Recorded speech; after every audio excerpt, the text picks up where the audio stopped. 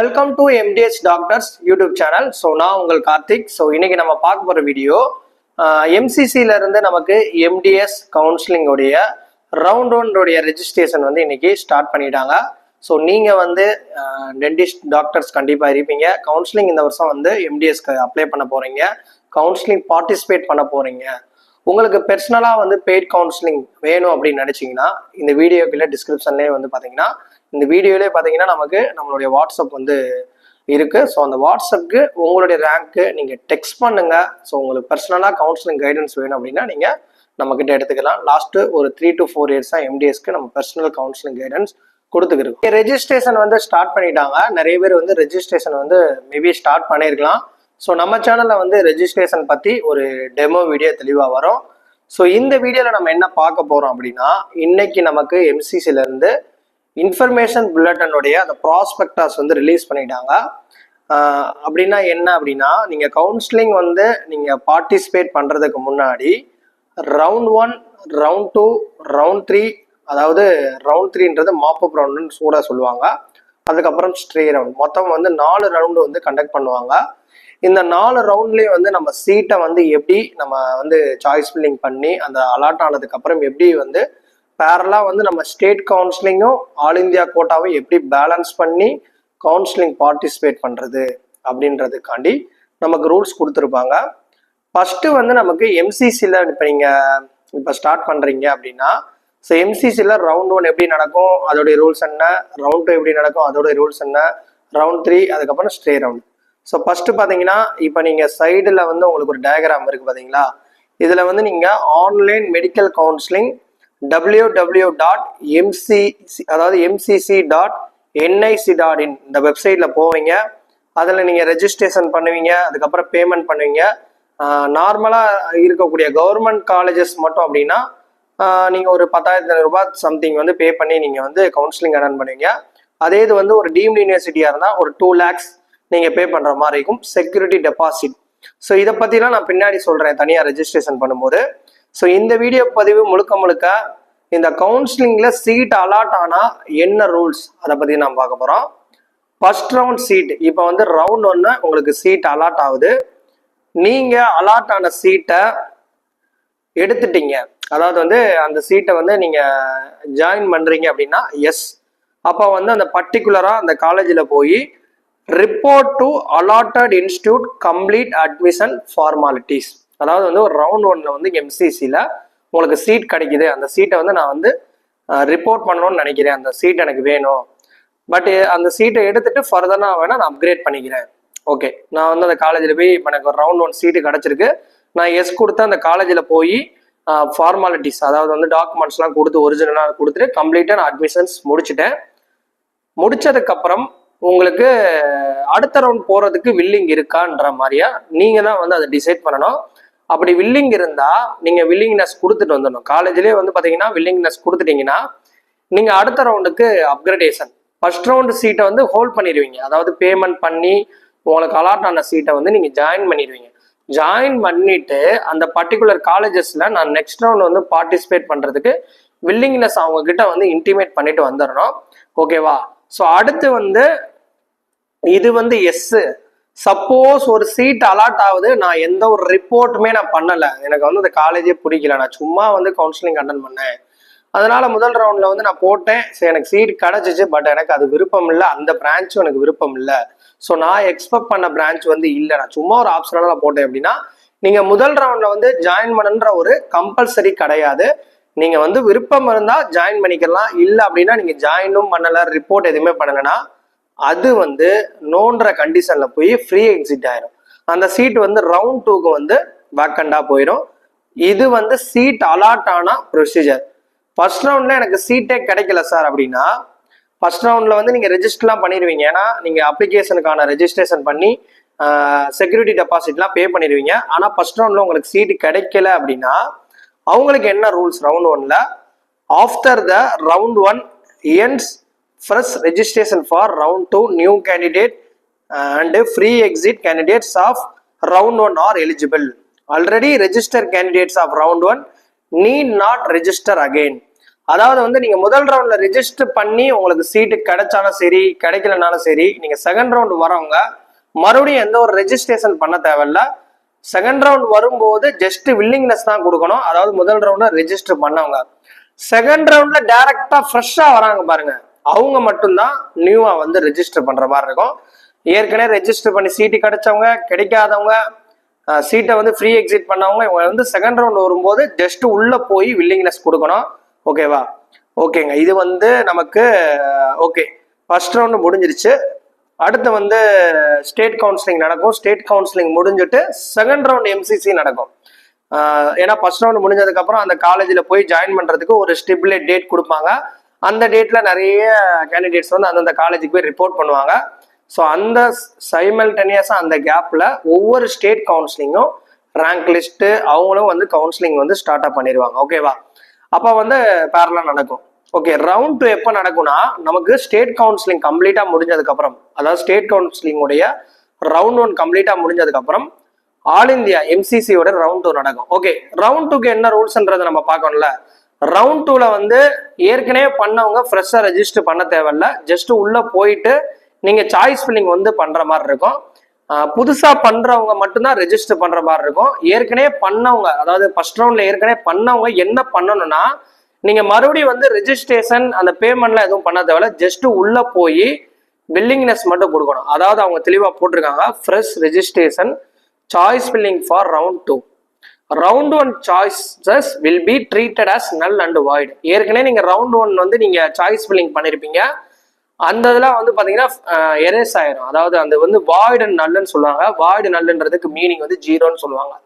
அதெல்லாம் ஆட்டோமேட்டிக்கா ரிமூவ் ஆயிரும். ஏன்னா நீங்க ஃபர்ஸ்ட் ரவுண்ட்ல உங்களுக்கு சீட்டு கிடைச்சிருக்கும், இல்லை உங்க நீங்க போட்டிருந்தாலும் வேற யாருக்கா சீட்டு கிடைச்சனால அது வந்து ஃப்ரீஸ் ஆயிரும். அந்த சீட்லாம் வந்து எம்டி ஆயிரும்.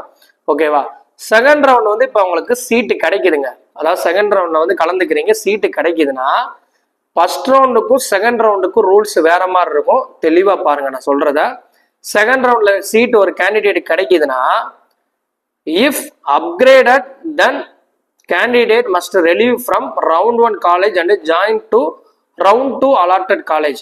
இப்போ முதல் ரவுண்ட்ல நல்லா தெரிஞ்சுக்கோங்க, முதல் ரவுண்ட்ல ஒரு கேண்டிடேட் வந்து ஒரு காலேஜ்ல வந்து ஜாயின் பண்ணிட்டாங்க. அந்த மாதிரி கேண்டிடேட்டுக்கு என்ன ரூல்ஸ்? முதல் ரவுண்ட்ல வந்து இப்போ எக்ஸாம்பிளுக்கு சவிதால வந்து வேற ஒரு காலேஜ், ஒரு சவிதாவே உங்களுக்கு கிடைக்குது. பட் இருந்தாலும் அவங்க கவர்மெண்ட் காலேஜஸ்க்கு ட்ரை பண்றாங்க. ஆனா சவிதா வந்து ஒரு மோஸ்ட் பிரஸ்டீஜான காலேஜ் அப்படின்றப்ப அவங்க ஒரு சேஃபர் சைடுக்கு ஜாயின் பண்ணிட்டு செகண்ட் ரவுண்ட்ல வராங்க. ஒரு கவர்மெண்ட் காலேஜ் வந்து அவங்களுக்கு கிடைக்குதுன்னா அவங்க அப்ப என்ன பண்ணணும்னா, ஏற்கனவே வந்து நீங்க சவிதால வந்து ரிப்போர்ட் பண்ணி பணம்லாம் கட்டியிருப்பீங்க.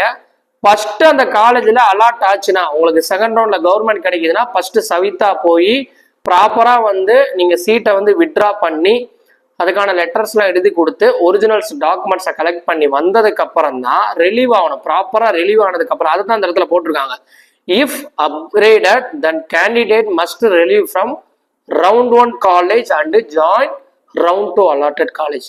ரவுண்ட் 1 காலேஜில் போய் ப்ராப்பரா ரிலீவ் ஆனதுக்கு அப்புறம் தான் நீங்க ரவுண்ட் 2 வந்து உங்களுக்கு எந்த சீட்ஸ் கிடைச்சிருக்கோ அந்த காலேஜில் போய் ரிப்போர்ட் பண்ண முடியும். இது வந்து எஸ். ஓகேவா?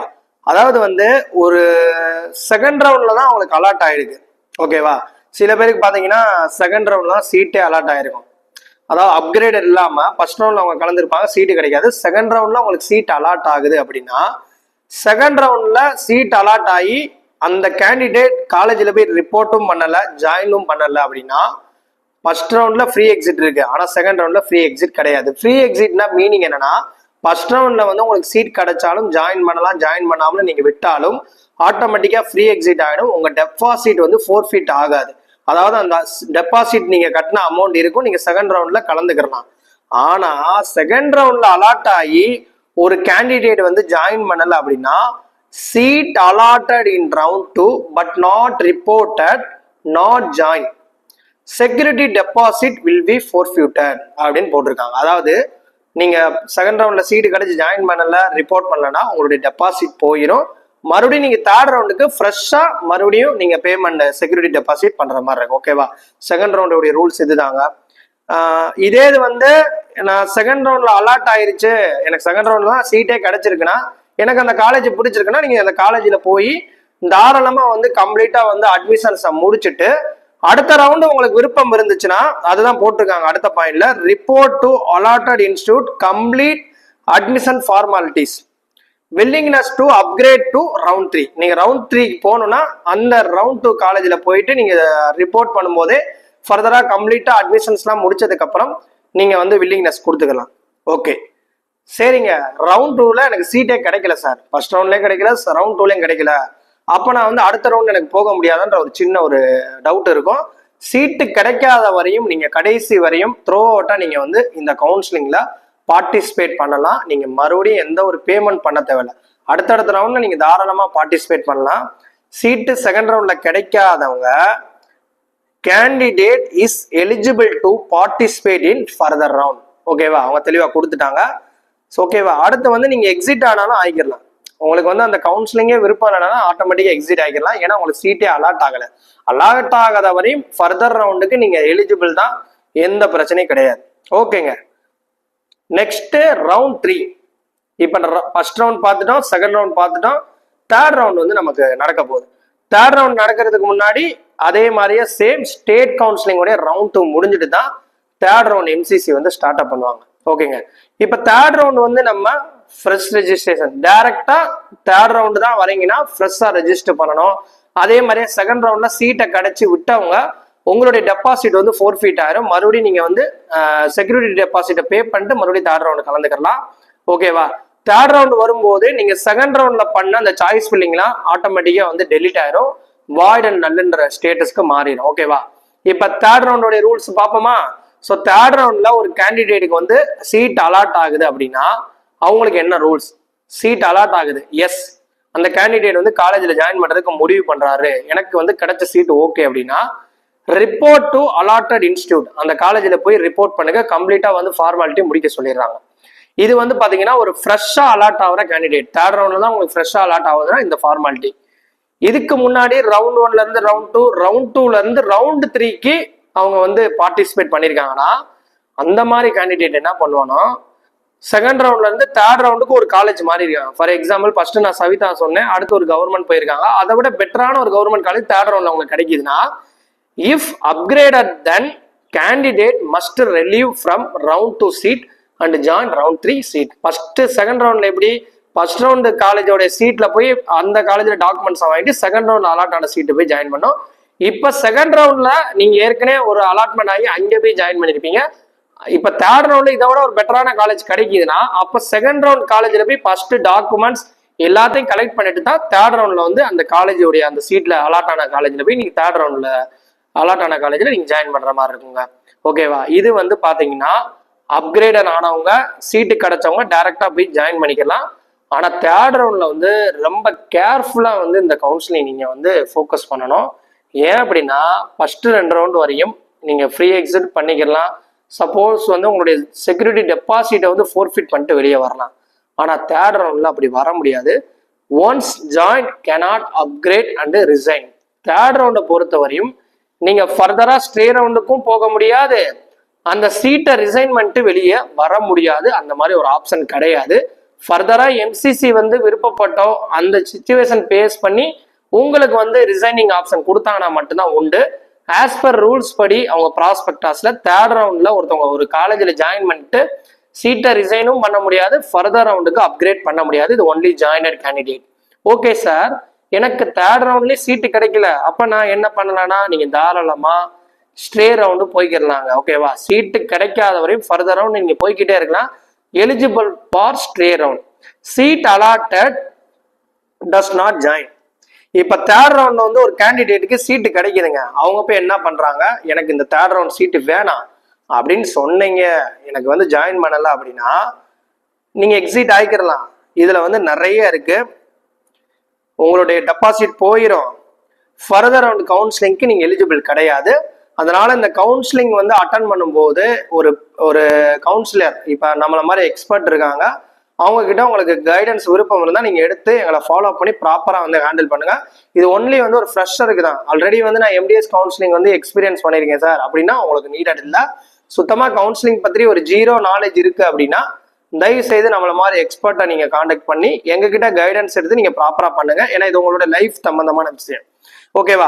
ஸோ அதனால வந்து தேர்ட் ரவுண்ட்ல ஒரு சீட்டு கிடைச்சு நீங்க ஜாயின் பண்ணல அப்படின்னா உங்களுடைய டெபாசிட் போயிடும், ஃபர்தர் ரவுண்டுக்கு நீங்க எலிஜிபிள் கிடையாது. இது மைண்ட்ல செட் பண்ணிக்கோங்க. ஓகேங்க. அடுத்து ஃபைனல் ஸ்ட்ரே ரவுண்ட். ஸ்ட்ரே ரவுண்டோட டோட்டலா வந்து கவுன்சிலிங்கே முடிஞ்சிடும். அதுக்கப்புறம் ஸ்ட்ரே ரவுண்டுக்கு அப்புறம் சீட் வேகன்சி இருந்துச்சுன்னா என்ன பண்ணுவாங்கன்னா கட் ஆஃப் ரெடியூஸ் பண்ணுவாங்க. அதுக்கப்புறம் வந்து ஃபர்தரா வந்து பாத்தீங்கன்னா ஸ்பெஷல் ஸ்ட்ரே ரவுண்ட்லாம் நடக்கும். ஓகேவா? ஸோ இதுதான் வந்து அடுத்தடுத்த ப்ரொசீஜர். ஸ்ட்ரே ரவுண்டோடைய ரூல்ஸ் என்ன அப்படின்னா, ஸ்ட்ரே ரவுண்ட்ல வந்து ஃப்ரெஷ்ஷா ரெஜிஸ்ட்ரேஷன் பண்ணிக்கலாம், சாய்ஸ் ஃபில்லிங் பண்ணிக்கலாம். ஓகேவா? ஏற்கனவே நீங்க பண்ண சாய்ஸஸ்லாம் இதுலயும் பாத்தீங்கன்னா 0 நல் வாய்ட் ஆயிரும். அதாவது அந்த சீட்டு நீங்க சாய்ஸ் ஃபில்லிங்ல போட்ட எல்லாமே வந்து ரிமூவ் ஆயிரும். ஸோ இதுல யாரு கலந்துக்கிறலாம் அப்படின்னா, ஸ்ட்ரே ரவுண்டை பொறுத்த வரையும் எல்லாருமே வந்து கலந்துக்கிற முடியாது. முதல் ரவுண்ட்ல இருந்து தேர்ட் ரவுண்ட் வரையும் எந்த கேண்டிடேட்டுக்கு சீட் அலாட் ஆகலையோ அவங்க மட்டும்தான் ஸ்ட்ரேக்கு எலிஜிபிள் ஆவாங்க. ஓகேவா? ஸ்ட்ரே ரவுண்ட்ல மட்டும் இதை விட ரொம்ப ஃபோக்கஸ் பண்ணி கவுன்சிலிங் அட்டன் பண்ணுவாங்க. ஏன்னா ஸ்ட்ரே ரவுண்டு ரொம்ப கிரிட்டிக்கலான ஒரு ரவுண்டு. ஸ்ட்ரே ரவுண்ட்ல ஒரு சீட்டு கிடைச்சிருச்சுன்னா கட்டாயம் நீங்க ஜாயின் பண்ணணும், ரிசைன் பண்ணணும். ஓகேவா? அப்படின்னு நினைச்சீங்கன்னா முடியாது. ஜாயின் பண்ணணும், ஆனா உங்களால சீட்டை வந்து சரண்டர் பண்ண முடியாது, ரிசைன் பண்ண முடியாது. ஸ்ட்ரே ரவுண்ட்ல வந்து உங்களுக்கு ஒரு சீட் வந்து அலாட் ஆகுது அப்படின்னா கண்டிப்பா நீங்க ஜாயின் பண்ணி தான் ஆகணும். சப்போஸ் நீங்க ஜாயின் பண்ணல அப்படின்னா நெக்ஸ்ட் இயர் வந்து நீங்க சீட்டு கிடைச்சு ஜாயின் பண்ணல அப்படின்னா நெக்ஸ்ட் இயர் வந்து நீங்க கவுன்சிலிங் வந்து அட்டன் பண்ண முடியாது, டீபார் பண்ணிடுவாங்க. ஸோ அதனால வந்து ஸ்ட்ரே ரவுண்ட் வந்து கரெக்டா நீங்க வந்து ஃபோக்கஸ் பண்ணி அட்டன் பண்ணுங்க. ஸ்ட்ரே ரவுண்ட் அட்டன் பண்ணும்போது ஒன்றுக்கு 2 தடவை வந்து நீங்க ப்ராஸ்பெக்டாஸ் படிச்சுட்டு பண்ணுங்க. ஓகேவா? ஸோ உங்களுக்கு இந்த வீடியோ மூலயமா வந்து ஒரு நல்ல ஒரு இன்ஃபர்மேட்டிவான ஒரு விஷயம் கிடைச்சிருக்கும். ஸோ உங்களுக்கு கவுன்சிலிங் கைடன்ஸ் சப்போர்ட் வேணும்னா கீழே இருக்க இந்த நம்பருக்கு நீங்க வாட்ஸ்அப் பண்ணுங்க, தயவுசெய்து கால் பண்ணாதீங்க. ஏன்னா நிறைய என்கொயரிஸ் வர்றதுனால ஸோ நிறைய மிஸ் ஆயிடும். அதனால நீங்க வந்து வாட்ஸ்அப்ல டெக்ஸ்ட் பண்ணுங்க, உங்களுடைய ரேங்கை நீங்க சென்ட் பண்ணுங்க. ஃபர்தரா என்ன பண்ணலாம் அதை பேஸ் பண்ணி அடுத்த கவுன்சிலிங் நாங்கள் ப்ரொசீட் பண்ணுவோம். ஓகேவா? தேங்க்ஸ் ஃபார் வாட்சிங் தட். தொடர்ந்து நம்ம சேனலை ஃபாலோ பண்ணுங்க. இந்த வீடியோ பிடிச்சா லைக் பண்ணுங்க, ஷேர் பண்ணுங்க. உங்களுக்கு ஏதாவது டவுட்ஸ் இருந்துச்சுன்னா